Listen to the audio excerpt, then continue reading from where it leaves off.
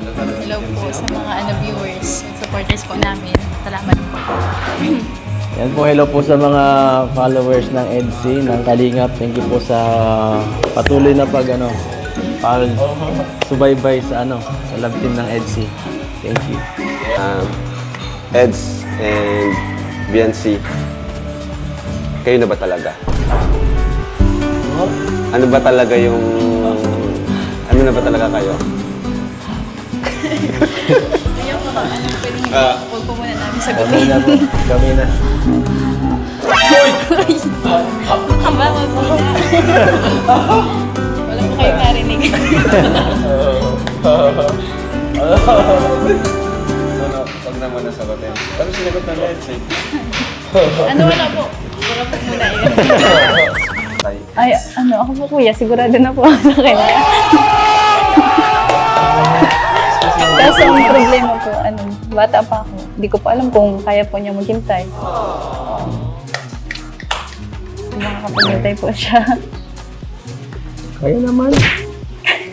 Bata pa naman si Ed. Bata pa naman tingnan si Ed. Bata pa lang po talaga. Bata pa naman. Ay, mga.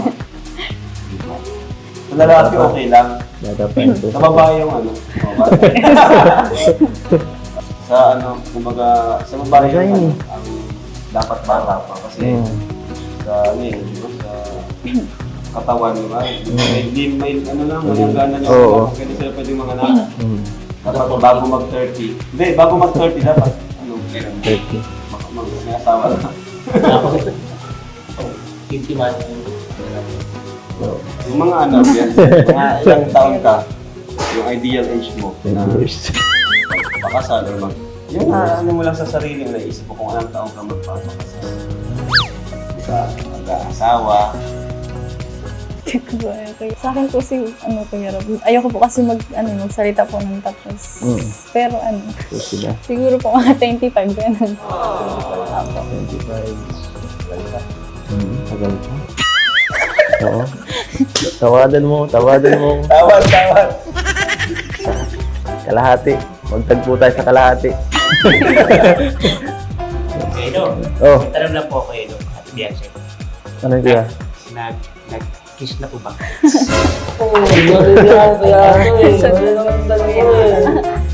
Nanonood ka ba? Napanood ka na sa vlog? Wala yung tanong mo kaya ito eh.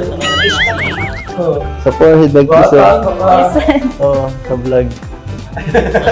Sa velvet box. Sa velvet box. Ikaw talaga ato, di ka marunong.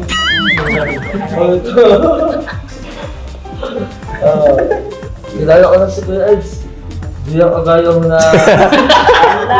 Hey! Kasi ikaw, santong paspasa ng alam Kasi tatawad po siya. Magsalubog na po sa kalahati. Sa ano? Sa lahat? Abang. Ano? Pero, meron din tanong mo kasi. Salamat lang po. Oo, mali yun. Mali. Nabigla-bigla kapatid. Ay, sorry po. Magpatuloy ka na. Ayan, so last question na tayo. Last question na. Ayan. So, ang huling natin, request or question sa kanila, yung na lang, ano ang tanging hiling mo, Eds, at mensahe? Yan, para kay Biancy. At syempre, ikaw rin. Si Eds muna. Hiling ko. Wish and message for Biancy. Hiling mo ba? Hindi ako mahilig kasi mag-ano eh. So, ang sa akin lang siguro is mas tumagal, mas mag-improve. Kung saan man pumunta ako. Yung kung saan abutin ng ating samahan dito. At yung sa atin ay yun, sana matupad mo yung pangarap mo. At yung pag-aaral mo. Sinabi na kasi nasalubusig kanina eh. Minsan matungo yung gano'n, magkatapos nun, bahala na. Dito lang ako, palagi. Susuporta, hanggat kaya ko. alam ko, bata ka pa. At marami ka pang makikita ka dyan. Lalaki, o makikilala. Hindi ko lang kapag-buhat ako lang. Pag hindi ka kasama. Charot. Isipin mo rin ako minsan pag wala.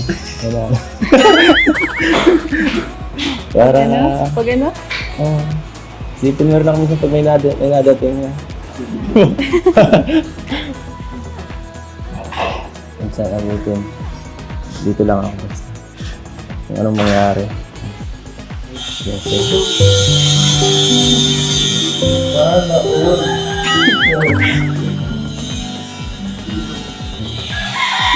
basta minsan mo na buto na itong lahat ng ito. Huwag mo kakalimutan. Siyempre, si Biancy naman. Ganun din po sa kanya. Yun ang request ko po sa kanya. Maging honest siya palagi lang. Ganun sa akin. Tapos yun. Pwede niya din po kung sabihin na mga problema niya. Sasabihin mo sa akin. Kasi minsan hindi mo talaga sinasabi. Tahimik ka lang din. Kasi parang wala kang wala ka sa focus eh. Wala. Lagi ka nakahawak cellphone mo. Tapon mo nga yan. Pambira ka. Tapos yun ang message ko lang din sa'yo. Siyempre. Promise ko na hindi ako magbabago. Saka yung sinasabi mo makakita ko na iba, di tataklaban ko na lang yung mata ko. Saka hindi ako maghahanap ng iba. Wala silang binatmat sa'yo.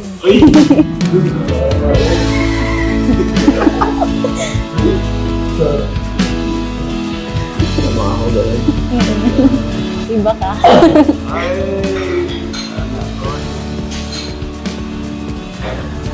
Saka yun nga. Maraming pagsubok na sa ating dalawa. Sana mas tumatag pa tayo, tumibay. Yung pagsasama natin. Basta magkasama man. Kaya yan. Tulungan lang. Pag may problema ka, sabihin mo sa akin. Hindi yan kung saan ka nag-ano dyan. Lang problema, naglalabas. Para makatulong ako ba. Ikaw di naman kasi, hindi mo sinasabi sa akin ang problema mo. Kaya, dapat kasi bigyan ng time bigyan mo siya ng time. Bigyan mo pa ako ng time.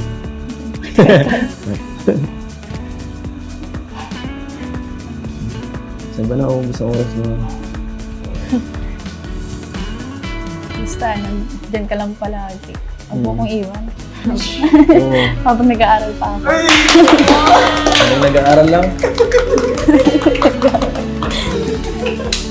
Siyempre, hanggang makatapos. Ganun. Habang nakatapos lang? Hindi ko hanggang magkaasahan. Charot eh. Joke lang. Grabe, guys. Saka thank you. Thank you sa lahat. Amazing, bro. So, first question natin, Eds and Biancy, kayo na ba talaga? Ano ba talaga ano na ba talaga kayo? Paano nabago ni Edu ang buhay at pananaw mo sa buhay? Or ano ang impact niya sa buhay mo? Ayun po kuya, maliban po sa inyo, sobrang laki po ng impact po ni Edu sa buhay ko. Maliban po sa madami pong sumuporta po sa akin, sa amin pong dalawa. Siya po yung unang nagmahal po sa akin ng ganito. Siya po yung unang nagmahal po sa akin ng ganito. Wow!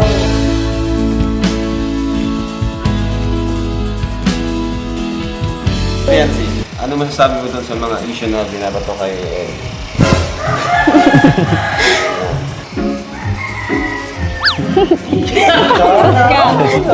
Ba't kinakurot mo ako?